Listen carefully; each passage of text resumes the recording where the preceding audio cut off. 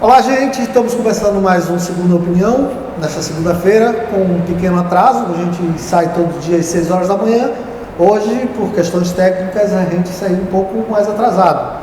Mas nós vamos conversar aqui hoje com o nosso amigo Cesário Campelo, presidente regional do PT. Aliás, a gente resolveu ir combinando, né? De azul aqui, né? Não tinha notado isso, mas ficou legal. Fiquei bem de azul. Ficou bem de azul.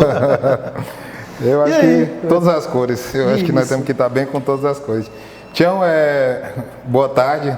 Primeiro eu queria agradecer a opinião, agradecer a você, agradecer meu amigo Acre, que está aqui com a gente hoje. Dizer que é uma felicidade muito grande estar aqui nessa entrevista aqui no Opinião.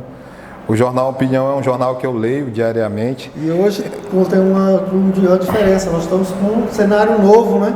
Foi criado pelo nosso amigo Clay, pelo Cabeça, com orientação do Acrevenos, que é o nosso diretor, e executado pelo grande Cutia, que é o mago do cenário daqui do Opinião. Pode continuar. Então, inclusive, meu companheiro Tião, eu conheço todos eles, eu conheço o Cutia aqui da Impressão, conheço o Clay, conheço o Cabeça também. O Cabeça só deu pitaco, na verdade. O Cabeça E eu não sabia era que o Acre era diretor-geral aí do cenário. Agora é o diretor aqui desse programa aqui. Eu não conhecia diretor-geral. Esse lado do Acrevendo, não. Mas eu não posso deixar de parabenizar o jornal Opinião, é o jornal de maior circulação no nosso estado, o jornal impresso. A gente não vê só a Opinião em Rio Branco, a gente roda o estado e encontra 18 municípios. Encontra o jornal Opinião. Está agora entrando no jornalismo online. Eu acho que com a capacidade que eles têm para o jornal impresso, eu tenho certeza que no jornal online também vão se dar muito bem. E dizer que é uma felicidade, estamos aqui à disposição, Tião, e feliz por estar inaugurando aqui esse cenário. Cesário, a gente vai começar falando de política. Eu queria que você fizesse uma avaliação desses movimentos que vem acontecendo. Aconteceu um dia 15, né, que é um movimento contra os cortes na educação, um movimento também contra a reforma da Previdência. Ocorreu nesse domingo, né, em favor da reforma da Previdência, em favor dos cortes na educação e em favor do presidente Bolsonaro. E vai ter um outro dia 30, né? Dia 30 agora, o Brasil todo vai parar. O segundo ato nacional em defesa da educação e é um esquenta para a greve geral. Então explica para a gente como é que foi esses encontros desses últimos dias e esse do próximo dia 30. Tião, eu tenho feito uma avaliação sobre o que está acontecendo no Brasil. Inclusive escrevi um artigo na semana passada fazendo uma avaliação sobre o dia 15, dizendo inclusive que a esquerda ela tem que olhar com muito cuidado o que está acontecendo no Brasil. A esquerda, o campo progressista, nós não podemos fazer a leitura equivocada do que está acontecendo nesse momento. Às vezes a gente acha que esse movimento é um ambiente onde a esquerda voltou, o povo quer a gente de volta, e às vezes até misturamos bandeira que não tem nada a ver. Tem gente que tem levado a bandeira do Lula livre para esses atos. Eu acho que não é esse o ambiente, eu acho que não está certo, não é esse o caminho. Eu acredito que tem um movimento sim de pessoas, e o dia 15 é isso, que estão indignados com o que está acontecendo no Brasil. A reforma da Previdência, que é uma reforma que vai prejudicar a classe trabalhadora, e o pior de tudo foi agora os cortes na educação. Eles cortaram 30% do orçamento da Universidade Federal do Acre, cortaram o orçamento do IFAC. Teve uma reunião do Conselho Universitário na semana passada. O que está programado para a UFAC é não ter aula no segundo semestre. Não tem mais recurso para funcionário? Não tem, porque, na verdade, o que acontece? A instituição ela não precisa só dos professores. A instituição ela precisa dos funcionários, a instituição precisa do pessoal da limpeza, precisa pagar a luz. E é esse dinheiro que foi cortado, 30% desse recurso. Eu sei que o momento é de crise no Brasil e que a gente tem que fazer ajustes. Mas quando a gente vai ajustar, nós temos que olhar onde é que a gente vai cortar. Por que o corte é na educação? Por que o corte é na Previdência? Por que ele atinge os mais pobres? Por que a gente não para de pagar, por exemplo, o juro da dívida pública, que tem feito aí milhões, tem ido milhões e milhões para bancos? Por que a gente tem que sempre massacrar a classe mais pobre? E aí a população foi para a rua. O dia 15 foi um momento importante. Sobre o dia 26, que aconteceu agora nesse domingo, eu acho que o Brasil está vivendo um momento assim complicado da sua democracia. O Brasil está dividido. O Brasil está dividido, Tião. E isso tem sido utilizado por algumas pessoas de forma equivocada. Como é que você pega um pai de família que vai para a rua para defender O fim da educação pública. É um bom contrassenso, né? Na verdade, as pessoas não estão sabendo o que está acontecendo.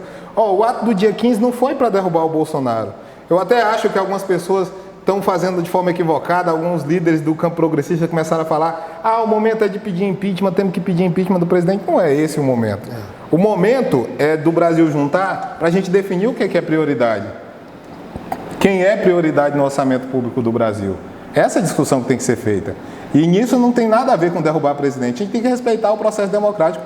O Brasil tem passado um momento difícil porque as instituições estão fragilizadas, Tião. E esses cortes na educação vão terminar de fragilizar, porque vai pegar diretamente nas pessoas, no conhecimento.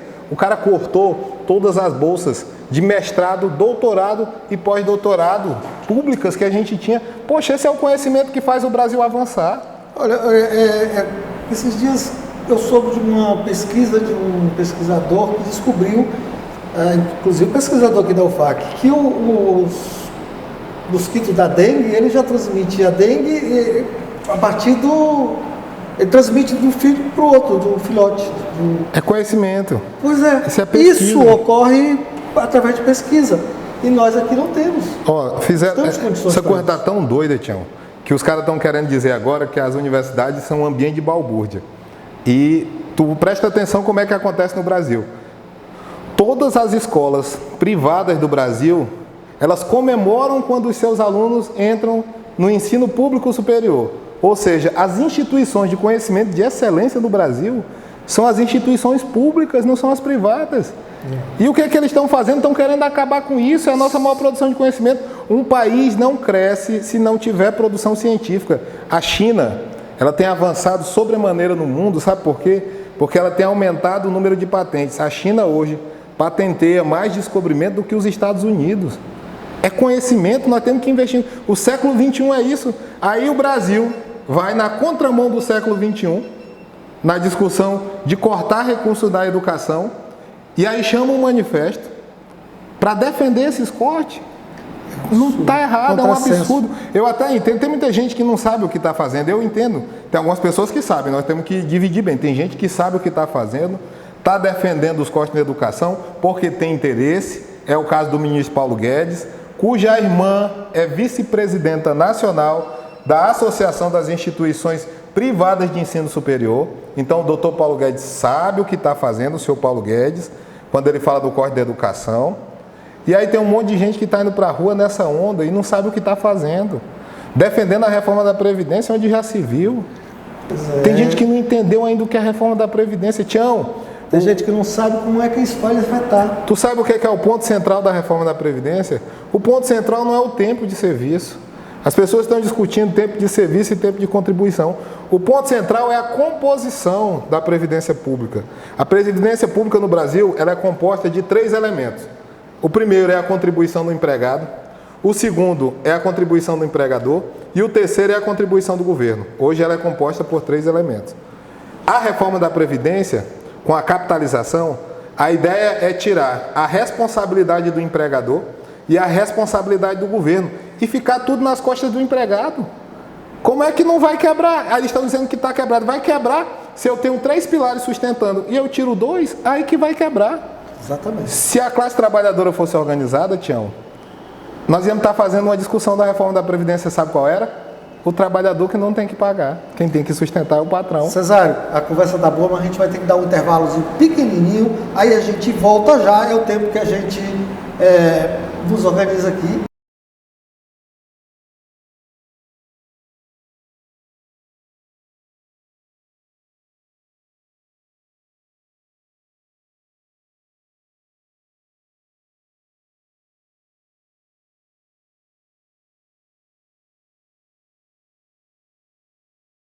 Voltamos, gente. E agora, César, a gente vai continuar, mas eu queria que você falasse um pouco sobre o dia 30, que é agora quinta-feira, né?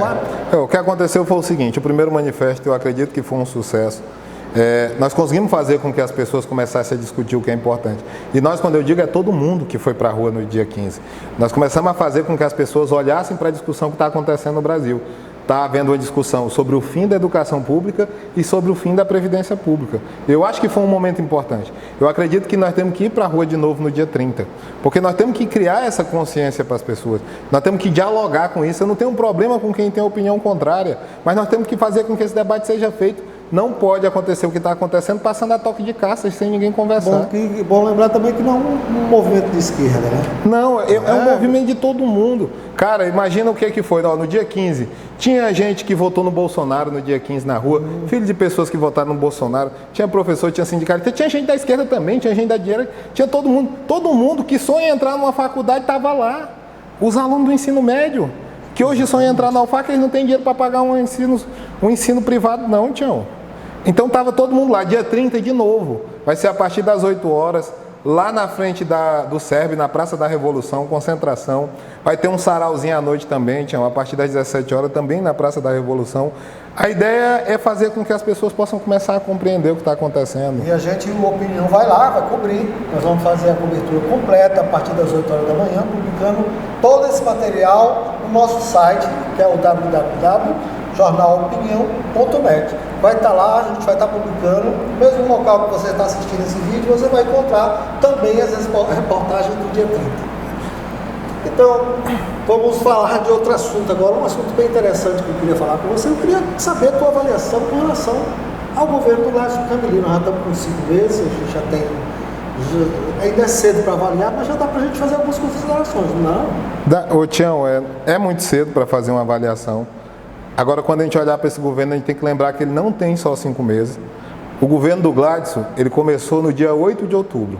Quando ele ganhou a eleição no primeiro turno, de forma democrática, o povo escolheu o Gladson governador, ele teve 3 meses para começar a construção do que seria o futuro governo.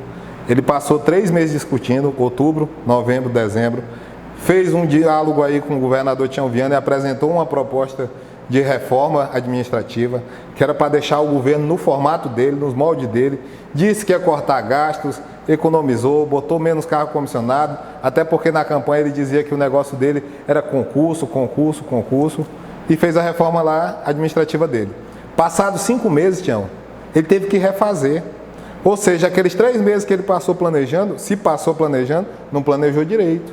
Acabou de fazer uma reforma de novo, teve que fazer algumas coisas que foram importantes, voltar ao Instituto de Mudança Climática, porque ele dizia, Tião, na campanha, que esse negócio de sustentabilidade, isso aí não estava com nada. Mas acabou de ir lá na Colômbia, ele, que era o grande defensor do agronegócio, e voltou da Colômbia, já voltou ecologista. Porque ele não entendia o que era o século XXI, o século XXI é diferente. Não dá de falar só do agronegócio, no Acre não dá de falar só do agronegócio. O Acre, ele tem uma maior parte, não é de pessoas do agronegócio, a maior parte do Acre é de colono, é de extrativista, é de gente que vive da floresta, a gente gostando ou não, eles vivem da floresta, castanha, vive de seringueira, vive de tudo, o povo vive. E desse século XXI, uma preocupação com o meio ambiente. Pelo amor de Deus, é a preocupação com o planeta. Mas aí tá, ele fez a reforma de novo agora. Eu espero que a partir dessa reforma ele comece a governar. Não dá de fazer uma avaliação porque não tem governo.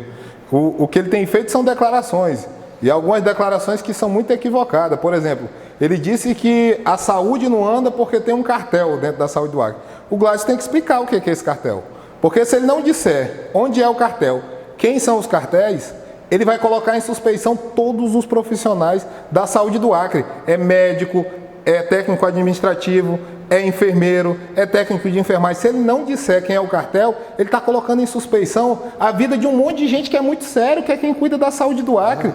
Aí ele pega e fala isso da saúde, não conseguiu dar resposta, falou que ia resolver os problemas da segurança pública em 30 dias, em 90 dias, a segurança pública continua como está. Eu não queria que tivesse assim, mas é porque vendeu soluções mágicas que não existem.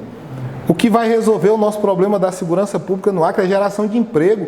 E o Acre não tem gerado emprego. Sabe por que não tem gerado emprego? Porque a economia do Acre é dependente dos recursos públicos. Tião, o que circula dinheiro no Acre é Bolsa Família e salário de funcionário público. É isso que bota dinheiro no Acre. Infelizmente ainda somos o problema é que isso é a verdade.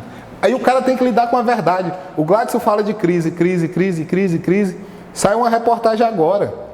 Ele tem 1 bilhão em caixa, Tião. E sabe o que ele tem feito com esse dinheiro? Ele tem guardado. Eu não estou dizendo que economizar não é importante. O problema é que, quando o Gladson pega 1 bilhão e não bota na economia, a economia do Acre quebra. Pode andar aí nas cidades, está todo mundo reclamando.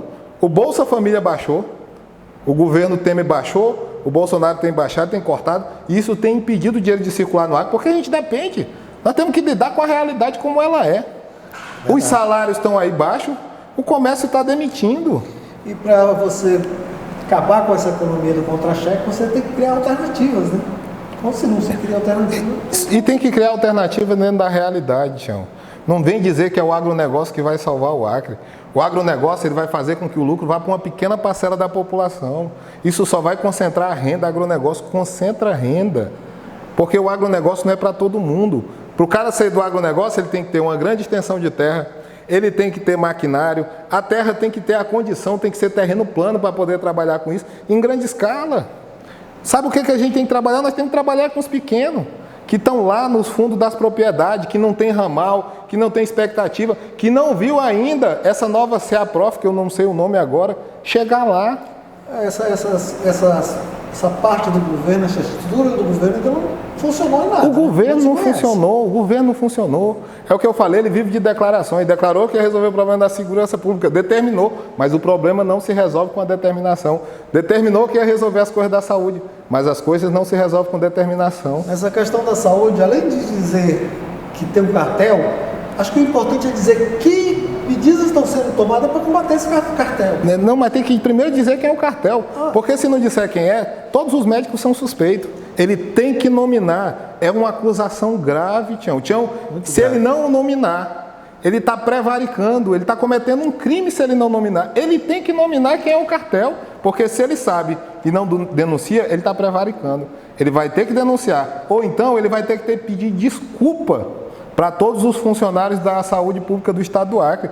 Tem muita gente séria, a maior parte é gente séria. Por que são de um cartel? O governo não começou. O governo Gladson não começou.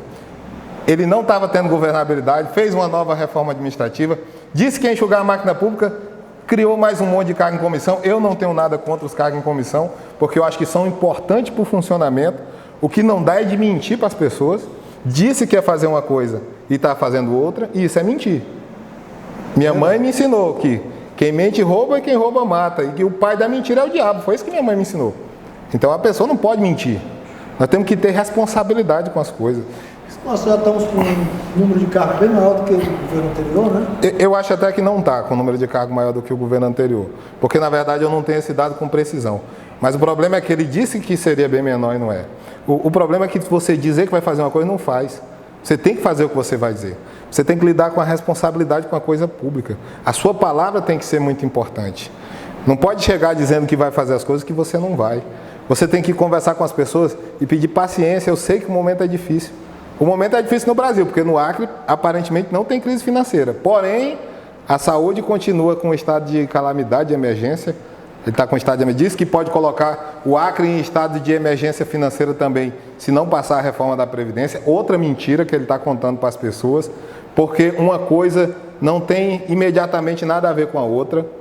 Ele está querendo ele está fazendo lobby para o Bolsonaro, eu entendo ele, é o presidente dele, ele tem que acompanhar o presidente, ele está defendendo a reforma da Previdência, está defendendo os cortes da educação, eu entendo ele, mas não dá de vir dizer que a reforma da Previdência Nacional vai influenciar diretamente aqui na nossa Previdência. Até porque nós temos um regime de Previdência e o Brasil tem outro regime de Previdência, tem um regime de Previdência próprio aqui do Acre.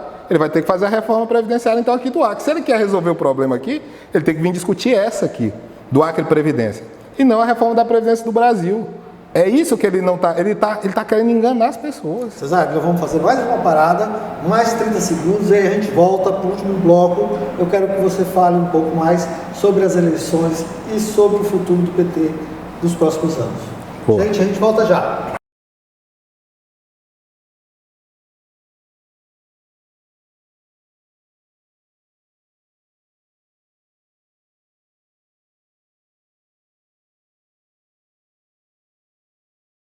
Bem, gente, voltamos e agora a gente vai conversar com o Cesário aqui e falar um pouco sobre eleições. Não as eleições passadas, porque a gente já avaliou isso muito, acho que já passamos quase 8 meses já das eleições, mas vamos pensar nas eleições que vem do ano que vem. Como é que está? O PT está se organizando, está se preparando, vem discutindo as eleições dos municípios? Como é que vocês estão trabalhando essa questão? Tião, nós temos conversado muito sobre o processo de organização interna.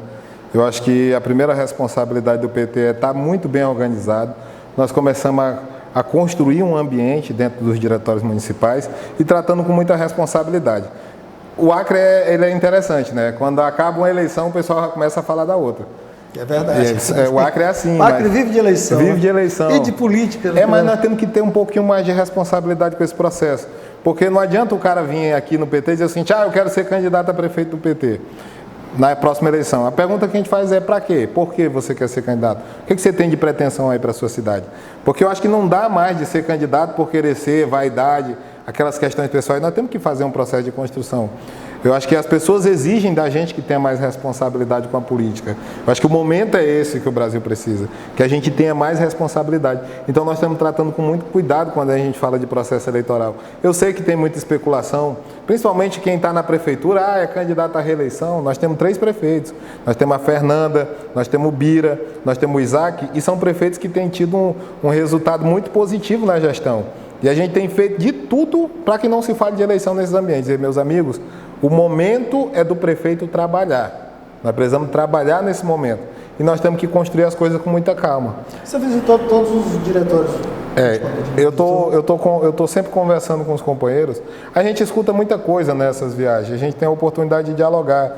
Tem muita história de pré-candidatura que vai surgindo e as coisas vão aparecendo na mídia. A Leila é candidata em Epitaciolândia, o pessoal está falando muito. O PT vai ter candidatura própria em Cruzeiro do Sul, tem o professor Marcelo Siqueira, foi candidato na última eleição. O PT vai ter candidatura em Feijó, vai ter candidatura em Marechal. O pessoal está conversando muito sobre isso. Mas eu disse, peraí, o momento ainda é de organizar a casa, nós precisamos nos organizar para o desafio que está vindo. Os prefeitos, na última eleição, todo mundo pediu para ser candidato a prefeito. Todo mundo foi lá no povo e pediu para ser candidato a prefeito. Agora reclama da crise. Você foi para a prefeitura porque quis, meu amigo. Não foi você pediu para as pessoas para ser prefeito. Aí agora vai estar reclamando? Não, porque a crise é para todo mundo. Vê aí o resultado da nossa prefeita de Brasileira, a Fernanda. Ela pegou na crise e mostrou que dá de trabalhar. O Bira tem feito um trabalho fantástico em Chapuri. Se houver responsabilidade, dá para gerir. Tem que gerir, o problema é que gerir recursos com responsabilidade. Responsabilidade, transparência e ética. Isso é central. Bira, Isaac e Fernanda têm feito isso com muito cuidado, com muito carinho e por isso tem tido resultado positivo. Então a gente vai ter que olhar assim, esse cenário com mais calma para o interior, falar de eleição um pouquinho mais para frente. Onde nós temos prefeitura é para trabalhar, onde nós não temos é para construir. Temos que abrir o diálogo com as pessoas. Acho que o momento é para dialogar com a sociedade, para saber inclusive qual é o caminho que a sociedade quer que a gente trilhe. Nós temos que perguntar para as pessoas. Nós temos que conversar com as pessoas. Nós tivemos muito tempo distante, Tião. E isso é uma coisa que o PT admite. Nós tivemos um tempo distante das pessoas. Uma das falhas do PT. É uma grande falha. Grande falha. Tivemos muito distante. E eu acho que tudo é uma lição. E eu não tenho vaidade de achar que nós éramos bons. Não, tudo é uma lição. Nós estamos aprendendo. É o momento de corrigir um pouco dos erros que foram observados. Nós temos que corrigir muito. Eu acho que nós tivemos grandes acertos. O Acre é outro estado. Antes do PT e depois do PT, o Acre é outro estado. E eu sei disso. Mas teve muito erro nesse processo. E nós vamos corrigindo os erros devagar, vamos comemorando os acertos. Os acertos são um pouco de responsabilidade. As pessoas dizem muito, fez, mas era obrigação. Era mesmo, era obrigação, fizemos porque era obrigação. E os erros, tem erros, não foi com maldade, vamos errar aqui, não. Foi querendo acertar e às vezes erra. E termina sendo assim. E Rio Branco, como é que está? Rio Branco, o PT tem uma parceria com a Prefeitura de Rio Branco, a Prefeita Socorro Nery? Teve não, Tião. Nós temos uma parceria. Exatamente. Nós somos da base da Prefeita Socorro Nery. O nosso companheiro Rodrigo é o líder do PT, é o líder da prefeita na Câmara. O nosso companheiro Moraes é o presidente da casa. Nós temos ali, fora eles, ainda temos o Jackson Dancar, nós temos 4 vereadores ali, somos da base da prefeita, temos construído com ela as coisas com muita calma e muito carinho. Sabemos que o momento não é falar de eleição, que a responsabilidade dela é trabalhar, e ela pegou um desafio grande porque o inverno foi rigoroso e você viu as cobranças, todo mundo cobrando, porque tem buraco, e tem mesmo. E agora ela está tentando resolver, não é fácil, mas está aí se esforçando para resolver, e o papel dela é trabalhar. Nós temos uma discussão interna do PT. Nós não descartamos a possibilidade do PT ter candidatura a prefeito. Inclusive, nós falamos do nome do Jorge. O Jorge pode ser um candidato nosso a prefeito. É um cara que já foi prefeito da capital, foi governador do estado, foi senador, vice-presidente do Senado. É um Inclusive, quando eu conversei com ele, eu tratei desse assunto. Por enquanto ele nega, mas... Não é que ele negue. Ele não é responsabilidade nossa falar de prefeitura agora. Sim, mas ele é um nome que está na mesa. Nós botamos o nome do Angelim na mesa porque é um nome que também agrega responsabilidade, foi um ótimo prefeito na sua história. Nós temos o Marcos Alexandre, que não pode ser candidato, mas é um quadro que vai ajudar nessa construção. E, além de tudo, os outros partidos também estão discutindo. O PCdoB, não sei se vai apresentar um nome, o PSB provavelmente deve apresentar o nome da Socorro Nery para vir para a reeleição. O PV apresentou o nome do Dr. Pedro Longo. São partidos com quais a gente dialoga e que a gente não fecha a discussão e que a gente quer discutir o seguinte: tá legal, mas nós chegamos até aqui em Rio Branco. Para onde é que nós vamos agora? E como é que nós vamos? E vamos junto? Então, de repente já se começa a construir uma nova unidade, igual a Frente Popular foi, né? Na verdade, nesse ambiente, nós nunca paramos de conversar. E não é só o PSOL, o PV, o PCdoB, o PSB, particularmente, para citar esses quatro, eu tenho conversado muito. Tenho conversado com os meninos do Patriota, que é o Julinho. Nós somos amigos, na verdade, assim, a Frente Popular, ela acabou, o resultado eleitoral, ela que pôs fim à Frente Popular. Mas os dirigentes partidários continuam sendo nossos amigos, não acabou a amizade, não acabou a relação. Eles foram agora compor o governo. É uma opção que cada um faz. E se eles fizeram essa opção, que eles sejam felizes na sua nova conjuntura política. De repente você tem que se acomodar a ela, né? Ou se adequar a ela. E você sempre faz uma escolha, ou você é oposição ou você é situação. Tem aqueles independentes que querem trilhar ali o caminho do meio, tipo o Roberto Duarte aí, a Meire, que é de um partido ligado lá, mas fica fazendo... Mas é normal, acho que cabe todo mundo, nós temos que conversar. Cara, nós temos uma preocupação com o que está acontecendo no Brasil. E só tem um jeito de sair dessa crise, é todo mundo junto, é juntando as instituições, é juntando quem está preocupado. Isso aí é o centro da nossa discussão. Quando a gente fala de 2020, a gente fala com esse olhar. Como é que junta todo mundo, como é que a gente constrói, como é que a gente olha para frente. Com respeito e responsabilidade. Falando só o que dá de fazer, não dá de mentir. Não dá de falar uma coisa na campanha, quando chega no resultado, depois que ganha a eleição, fazer outra. Como está acontecendo no governo federal. Na verdade, no governo federal, o Bolsonaro não prometeu nada, porque não falou nada. O Gladson disse que ia resolver todos os problemas do Acre. Não resolveu nada, não começou a governar. E não dá da gente se nivelar por baixo e fazer do mesmo jeito. Então nós temos que construir, temos que ter muita calma e muita responsabilidade, até porque eu estou muito preocupado com o que vai acontecer do Brasil. Porque essas mudanças que têm acontecido, Tião, e que têm tirado direito do trabalhador, que começou lá com a terceirização plena, aí teve a PEC do teto, aí teve a reforma trabalhista e agora a reforma da Previdência, eu não sei se nós vamos ter capacidade de reverter isso em curto prazo. Porque esses doidos podem acabar com o Brasil, o Gladys pode acabar com o Acre. Quando a gente chegar em 2022, nós vamos ter um Estado ingovernável. Se ele continuar sem fazer nada, como ele está fazendo até agora, sei lá o que pode acontecer. Entra em colapso, né? Não, tem que botar rédea, tem que controlar, tem que fazer as coisas, tem que botar dinheiro na economia. Porque quando o governo bota dinheiro na economia do Acre, esse dinheiro não fica só na mão de um, isso vai para a mão do povo. E o povo vai ter o que comer. Verdade. Cesário, mas nosso tempo está acabando, a gente agradece a sua presença aqui, agradece aos companheiros, aos amigos que estão nos assistindo e reforçamos nosso compromisso de estar aqui na próxima segunda novamente, mas eu queria deixar um último momento para você concluir essa entrevista, suas análises finais. Eu só queria agradecer a todo mundo que está assistindo, pedir desculpa se falei alguma coisa que possa ter incomodado alguém, mas é assim mais ou menos como a gente pensa as coisas. E não posso perder a oportunidade de convidar todo mundo para estar no dia 30, lá na frente da Praça da Revolução, a partir das 8 horas da manhã para o grande manifesto. E 14 de junho é greve geral. Nós não podemos deixar a reforma da Previdência passar, nós não podemos permitir que os cortes na educação continuem. Nós temos que fazer com que o presidente volte atrás nos cortes da educação e a reforma da Previdência não seja aprovada. E eu queria convidar as pessoas para estar nessa luta junto. É isso, Tião. Obrigado. Então, meu amigo, valeu, seja bem-vindo. Valeu. Tá. Tchau, gente. Um abraço. Um abraço.